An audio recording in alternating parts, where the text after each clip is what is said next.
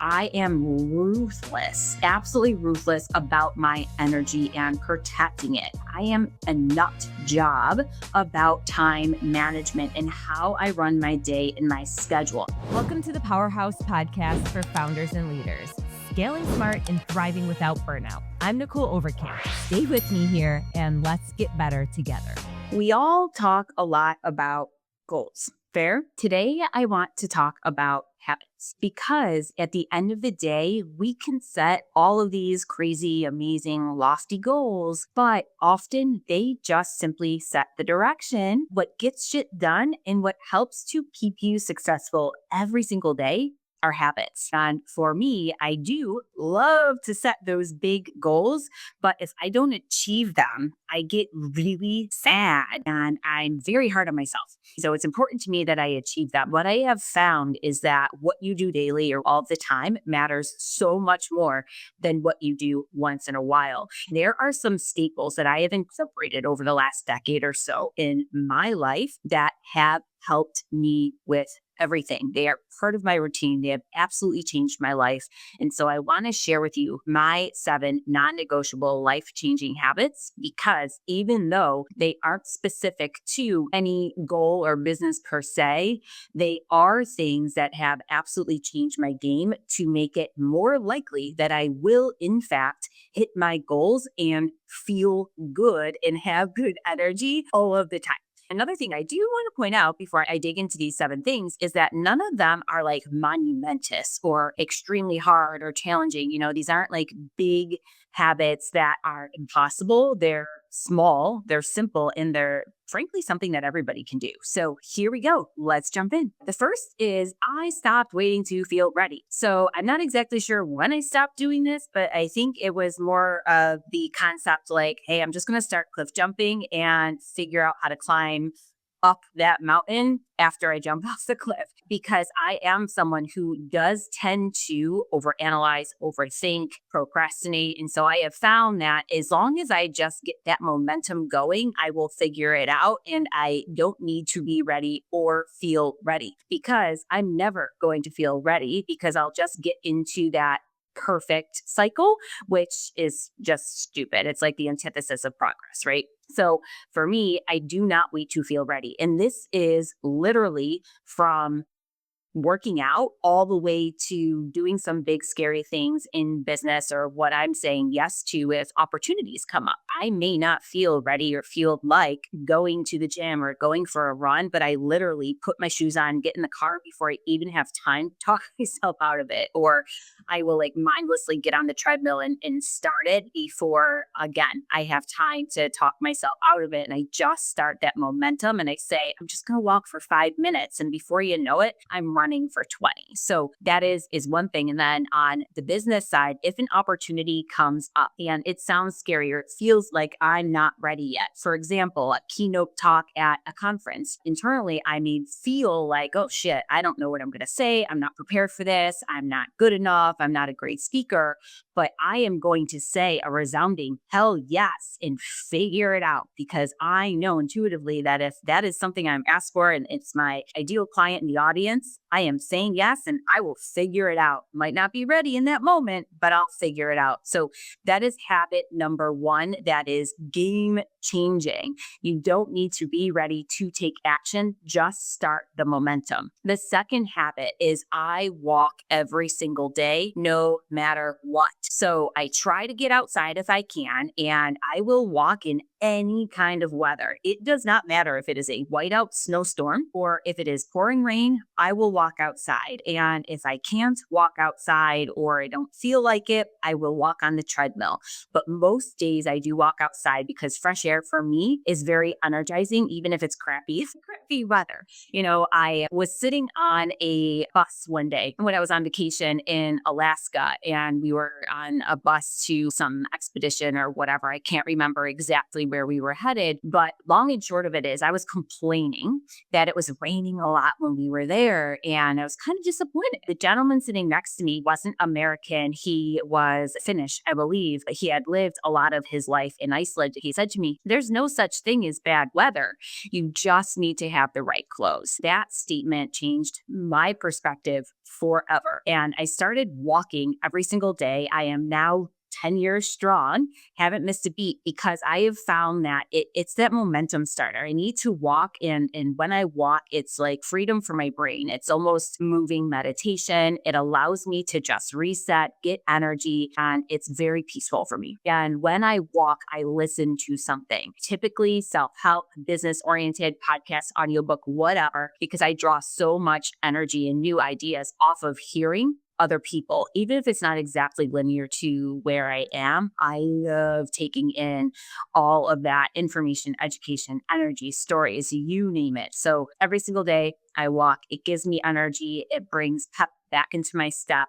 And if you are saying like, "Nicholle, what if you're sick?" I literally still walked when I had COVID, when I was sick, when I was dying. They were very short little walks, but I got outside for a couple of minutes and I truly believe it helped me recover quicker. So that is not medical advice, by the way, but that's another habit that I do every single day. And the third habit is I am intentional about what I listen to. I listen to something intentional every single day. If my walk was with a friend, I'm still going to listen to something either later in the day or I already had earlier in the day that is going to help elevate me in some way, shape, or form. And sometimes it literally is just like a biography of someone telling their story. Maybe it's a celebrity, maybe it's somebody who's not, but I always get ideas from that stuff. It also helps me realize that, like, oh shit, like, I like this pretty great, or I am not trying that hard, or look at what they did. I can do that. And so it gives me that ability and perspective to also know what's possible. If we don't listen to other people's stories and see what they went through or gone through, like we don't always see what is possible or what we could create or getting out of our own head some of the time. So for me, I love, love, love listening to audiobooks and podcasts. I typically rip through at least like 50 to 100 books a year, including, additional podcasts and things like that. So helps with my mindset. I encourage you to do it too. It is game changing. If you need suggestions, by the way, I've got lots of those for you. So just shoot me a message and I'll send you some things that might be helpful depending on where you're at. Habit number 4 is I food prep religiously. So I didn't always know how to cook, actually. I had to learn how to food prep out of being broke when I started the business and not wanting to keep up with my old habits. I went to Wegmans for that $6 or $8 meal for lunch, for dinner, because I really don't know how to cook. I'm still a poor cook, but I can food prep and I know how to make things for myself. Not necessarily would be edible for other people, but I cook for me. And now I do it out of literal necessity. I will come home early from a vacation just to get my food prep in to make sure that I have meals for the week. I do this for a couple of reasons. Now, I don't do it to save money. I do it to save time and to be healthy, to have good energy, to not feel like garbage. If I'm not eating good food, whole food, stuff that doesn't have like junk in it, I know that I'm going to be able to operate at a higher level. I'm going to be less moody. I'm going to feel better. And I need a lot of energy to get through my day. I keep a very full schedule. I choose to. I want to make sure that I can hit my workouts and do all of that. So it does take a little bit of time on a Sunday before the week, but I will always food prep so that I know, number one, I'm not wasting time on either going out to eat, getting something to eat, or thinking about what to eat. I'm just grabbing it. And I know I'm going to feel good because I'm putting good food into my body. Very, very important. And then just the offshoot and perk of that is it does save money. Now, the 5th habit is I am ruthless, absolutely ruthless about my energy and protecting it. I am a nut job about time management and how I run my day and my schedule. I have non-negotiable blocks for my workouts. I will not miss those for anything because they keep me level-headed. They allow me to be a good human, but I know that if I hit my workouts and I stay in that routine, I am more likely to deal with hard shit in a very positive, proactive way. That's very important to me. Another thing that is important to me is my morning routine. I protect that no matter what. It doesn't matter what I have going on with my day.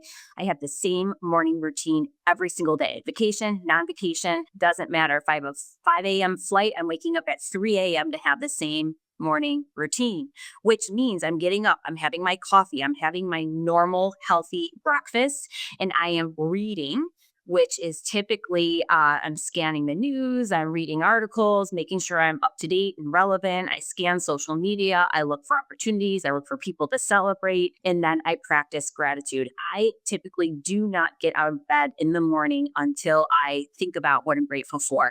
And I don't shut my eyes at night, by the way, until I remember what I'm grateful for. Huge mood shifter. So I protect my energy, I protect my routine and my schedule, because how you start the day is how the day goes. And you can't really control much of what happens after you leave the house. You know this. Anything can happen. Habit number 6 is I stopped being emotional about numbers and just looked at them as information.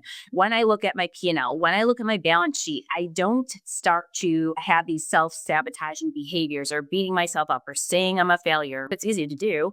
But what I look at it now is I look at the numbers for what they are, black and white, without judgment. And I just use it as literal information in saying, okay, now what levers do I need to pull? If I want to get more profitable, what needs to happen? What didn't work? What am I spending money on that isn't giving me a positive ROI? I kill it, I tweak it, I change it, and move on. I study the numbers, I know the math, and I know the ROI on everything that I spend money on, from people to software to tools to marketing.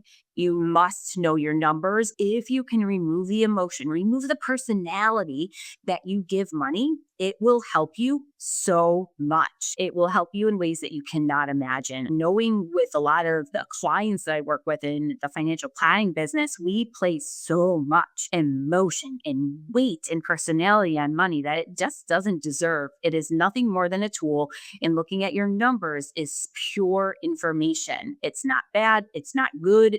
Don't let yourself place judgment on it, and just use it as a tool to tweak for where you want to go. The next and last habit is the 7th habit, but I built the life for the version of who I'm becoming. A lot of the choices I make are choices I make for who I want to become, not where I am. This has really helped me with my long-term thinking and avoiding short-term decisions that will be painful later on. My all-time favorite quote is, if you do what's hard, it makes for an easy life. If you do what's easy, it makes for a hard life. And so if I make choices, I often will ask myself, what about tomorrow? Right? How will I feel tomorrow? If I don't do this, will I have a pang of regret? If I do this, will I be elated, even if it feels uncomfortable or hard now?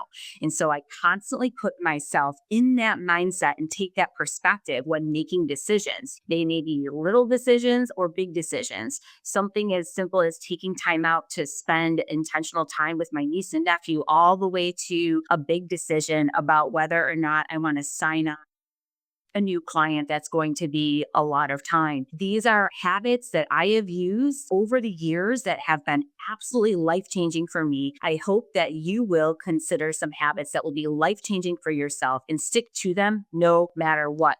Through sickness, through health, through vacation, through being home, you are worthy and truly deserve setting yourself up for success, whether it's your mindset in business, leadership, health, whatever it may be. Habits are so critical to making sure that you can be consistent and get what you want. Until next time, my powerhouses, continue to be courageous.